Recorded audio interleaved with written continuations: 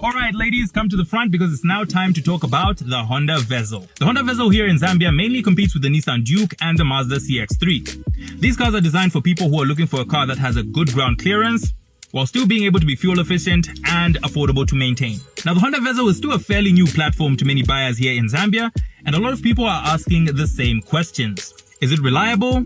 Is it fuel efficient? And is it affordable to maintain? So today, I'm going to help you guys answer all those questions and talk about why the Vezel is quickly becoming one of the most sensible compact SUV options you can buy. Hey, what's up guys? Today I've got the keys to this 2014 Honda Vezel, and here's everything you need to know before you buy one. Visually, the Honda Vezel looks absolutely stunning if you ask me. It's a very clean and modern design that focuses on being sleek and sporty, with features like these striking set of dual projector headlights, a small roof spoiler at the back, and these sickle-shaped taillights, and an overall design that makes it look a lot more premium than its competitors. Yes, the look of this car might be a little bit enhanced with the wide spoke wheels and this unique blue color that it has, but even as a standard Honda Vezel, this still looks very good. And when it comes to the Vezel, I like the fact that unlike the Nissan Juke, that seems to primarily target women, the Vezel is actually cool enough even for the guys to like as well. But putting them side to side and just based on the looks, let me know in the comment section ladies, which one would you pick? Stepping inside, the interior follows a similar design appeal that's kind of sporty but also focuses on being practical as well. You get a comfortable set of leather seats that are manually adjustable.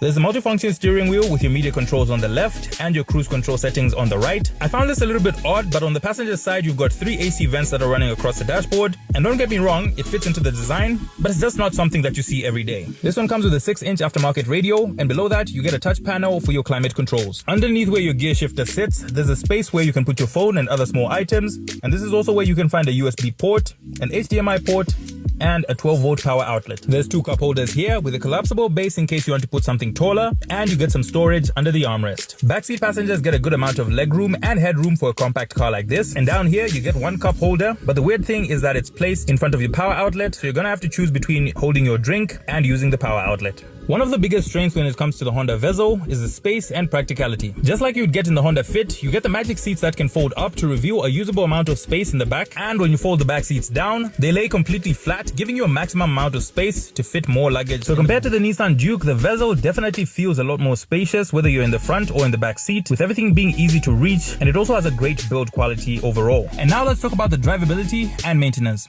The Honda Vezel comes with 2 engine options, the first one being a non-hybrid 1.5 litre 4-cylinder petrol like this one, and the other one carries the same 1.5 litre petrol, but it adds the advantage of a battery and electric motor that improves the overall fuel consumption in the hybrid vehicle. Honda's 1.5 litre engines have a strong track record globally, and with proper servicing, they're known to last a very long time. Maintenance costs are also reasonable, and service parts like your air filters, spark plugs, and brake components are generally available because the Honda Vezel shares quite a number of its parts with cars like the Honda Fit. However, there's something very important that all buyers should know.